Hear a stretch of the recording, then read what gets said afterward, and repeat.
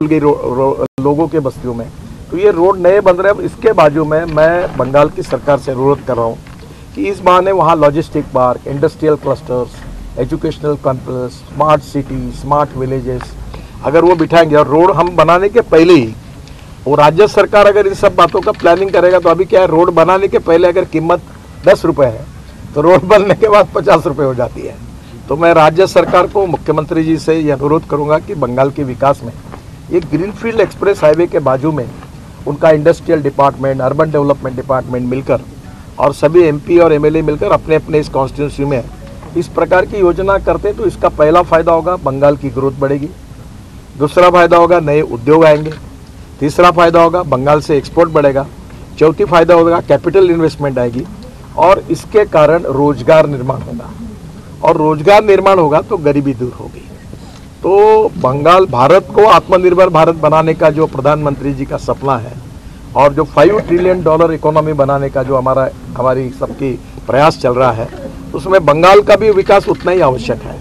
तो हम पूरी तरह से निश्चित रूप से इस सब विकासों में हम पूरी तरह कंट्रीब्यूट करेंगे, सहयोग करेंगे, इसी मुझे पूरा विश्वास है। और ये 4 हाईवे के साथ आज मैंने तीनों जगह पर काफ़ी वहाँ के जो अटके हुए काम थे अनेक सालों से घोषित किया, वो उतने करोड़ों के हैं कि हर एमपी हिसाब लगा ले तो मुझे नहीं लगता कि आज तक के इतिहास में अब आपके मेरे यहाँ 50,000 करोड़ 50,000 करोड़ के काम इनको मिले। और सबसे बड़ा है सिलीगुड़ी की जनता के लिए 80 आज रिंग रोड मैंने मंजूर कर दिया इनका, वो 3,000 करोड़ का है। अच्छा, तो मुझे लगता है कि निश्चित रूप से लोगों की अपेक्षा भी है, केवल हमें land acquisition, utility shifting, forest environment clearance में हमें उतना ही सहयोग राज्य सरकार से भी मिलेगा और एमपी और एमएलएस का भी मिलेगा, तो हम जल्दी काम कर सकें। हमारे पास पैसे का प्रॉब्लम नहीं है, हम काम कर सकते हैं। अभी हम कैपिटल मार्केट में गए थे तो हमारे NHAI का हम अनकन्वर्टेबल डिबेंचर्स इनविट में तो 10 दिन की मुदत थी, तो पहले दिन 7 घंटे में 7 टाइम्स ओवर सब्सक्राइब हो गए, इतना पैसा लोगों ने दिया। मैं आपको भी आह्वान कर रहा हूँ कि अब मैं पत्रकार, छोटे छोटे कर्मचारी, कंपाउंडर, इनके पैसे से रोड बनाना चाहता हूँ और मैं आपको गारंटेड 8.02 इंटरेस्ट दूंगा। बैंक में आपको 5% के ऊपर नहीं मिलता, 8.02 AAA रेटिंग है।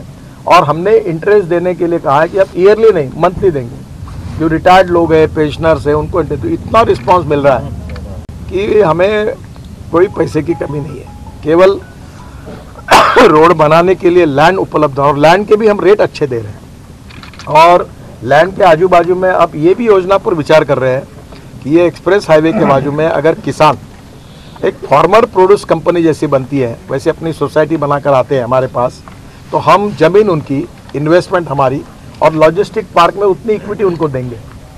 तो किसानों को, जो भूमि मालक है, वहाँ के भूमि पुत्र है, उनको रोजगार भी मिले और वो मालक भी बने। हाँ, तो ये भी योजना हम लोग तैयार कर रहे हैं कि जिसके कारण कोई भी इंडस्ट्रियल क्लस्टर में जिसकी ज़मीन है वो उसका शेयर होल्डिंग भी उसको मिलेगा।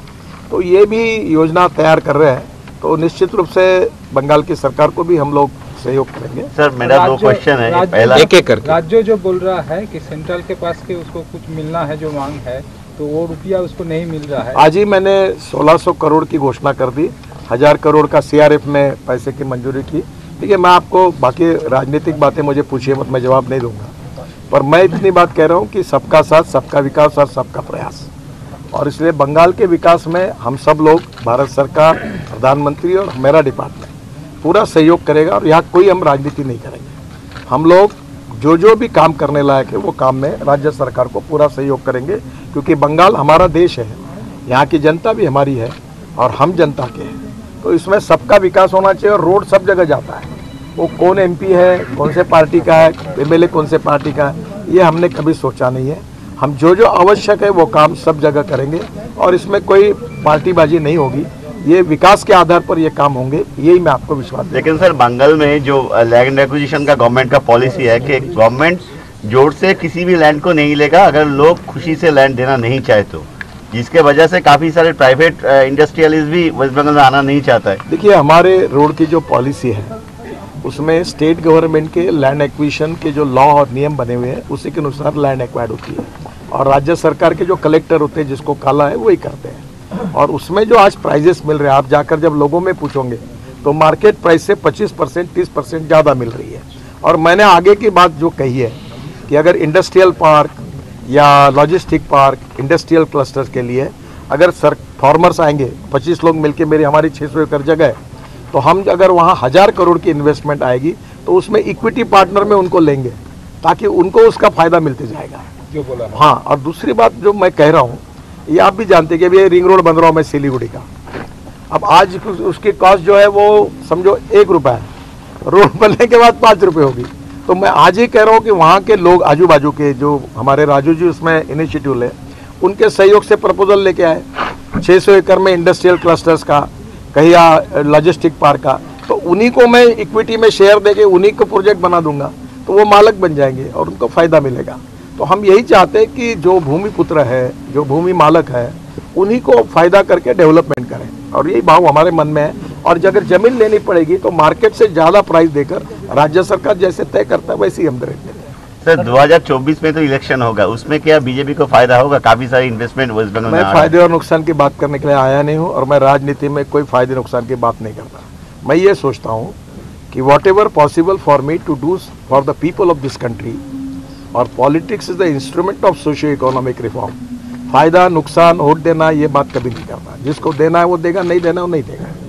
चुनाव 1 महीना चलता है, बाद में विकास का काम है, भारत सबका है, हमको सबके लिए काम करना है। और प्रधानमंत्री जी ने कहा सबका साथ, सबका विकास और सबका प्रयास, तो हम इसी प्रिंसिपल पे अपना काम कर रहे हैं। एक थोड़ा सा ये कोरोनेशन ब्रिज का जो निर्माण था, इसमें शिव मंदिर से कोरोनेशन ब्रिज तक 1800 करोड़ की लागत से नया चीज हम 14 किलोमीटर 4 लेन मार्ग का नया ब्रिज बना रहे हैं, और इसका डीपीआर अभी लगभग फाइनल हो जाएगा, तुरंत टेंडर निकालेंगे। 1800 करोड़, ये जो आपका बहुत इंपॉर्टेंट है, जिसके लिए राजू जी ने बहुत हमें पीछे पड़े थे, हमने उसको मंजूरी दी। सेवक आर्मी कैंटोनमेंट से कोरोनेशन ब्रिज तक, और जो हुआ वही हाँ अभी अंदर ये नया कर रहे हैं, ये नया ब्रिज बना रहे हैं। और दूसरा, तीस्ता नदी पर भी नए ब्रिज के निर्माण के लिए कोरोनेशन ब्रिज के बगल में तीस्ता नदी पर 1100 करोड़ की लागत से 6.4 किलोमीटर 4 लेन नए ब्रिज का निर्माण कर रहे हैं, जिसका भी डीपीआर शुरू है, वो जल्दी हम रिसीव करेंगे। तो ये दोनों ब्रिज मिलाकर इनकी कीमत ही करीब 3000 करोड़ रुपए है। और मुझे लगता है कि ये जो कोरोनेशन ब्रिज है ये 1941 में किया था। अब उसकी हालत तो आपको भी मालूम है, उसकी भी मरम्मत करने वाले हैं, यानी उसकी मरम्मत करेंगे, पर वो बहुत पुराना हो गया, ये दोनों हेरिटेज बन जाएगा। तो ये भारी वाहनों के लिए अभी उसमें रोक लगा दी गई है, हम उसकी मरम्मत कर रहे हैं, उसका स्टडी कर रहे हैं कि उसको किस प्रकार से मजबूत करेंगे। पर कितना भी हुआ तो भी अब हेवी ट्रैफिक के लिए 1941 को ब्रिज को फिर से नए जैसे करने में 18 अंग्रेजों के समय का है, तो ये बहुत पुराना है, और ये सिक्किम और भूटान के लिए बहुत जरूरी है। तो ये 2 नए ब्रिज बना रहे हैं, और उसको भी हम मरम्मत करेंगे। चलिए लास्ट, बहुत सड़क बना चुके हैं, राज्य सरकार कितना हेल्प किया है जमीन के बारे में, कितना आपको जमीन? सर हमको मदद मिलती है और हम मदद लेते हैं, और हमें सबको मिलकर काम करना है। और अड़चने आती है तो हमारे लोग मिलते हैं। और मैं अभी 3 दिन गुवाहाटी में था, और मैंने सभी राज्यों के मुख्यमंत्री को बुलाकर एक एक प्रोजेक्ट का रिव्यू किया। वैसे हम लोग यहाँ के बंगाल की भी सरकार के साथ बैठकर रिव्यू करेंगे। और हमने ये भी रिक्वेस्ट की है कि मुख्यमंत्री जी और चीफ सेक्रेटरी वो भी बंगाल में हमारे NHI के प्लान की रिव्यू मीटिंग करें और हमें सुझाव दें, और जो भी कहीं अड़चन होगी तो हम दोनों मिलकर सुलझाएंगे। आपका प्रेशर फल कर गया? दोपहर में प्रेशर फल कर गया आपका? तबीयत कैसा है आपका? मेरी तबीयत अच्छी है। तबीयत को थोड़ा मुझे अस्वस्थ था क्योंकि हेलीकॉप्टर में ये नहीं, AC नहीं था, तो बाद में मैंने सुबह थोड़ा ब्लड प्रेशर मेरा कम हुआ था, तो मैंने गोली खा ली थी, तो मैं थोड़ी देर मुझे लगा तो मैं आराम किया वहीं, तो उसके बाद मैं ठीक हूँ, मुझे कोई चिंता नहीं है। बाकी प्रोग्राम तो यहीं से हो गया? यहीं से फिर क्या हुआ, देरी हुई, और यहाँ जल्दी सूर्यास्त होता है, और वो हेलीकॉप्टर में थोड़ा सा प्रॉब्लम है, तो फिर मैंने यहाँ से वीडियो कॉन्फ्रेंस से कार्यक्रम किए, और मेरी सबसे बातचीत अभी मैं नागपुर के लिए निकला। वो डॉक्यूमेंट मिलेगा क्या? चलिए हाँ, मैं ये डॉक्यूमेंट ऐसा करता हूँ, मैं पूरे डॉक्यूमेंट राजू जी को दे देता हूँ, ये इनके वेबसाइट पर डाल देंगे और आपको पूरा डिटेल देंगे, व्हाट्सएप में डाल देंगे। चलिए, आप सब मीडिया के साथियों का बहुत बहुत धन्यवाद और आपका अभिनंदन। लाल मातीतली कुस्ती म्हणजे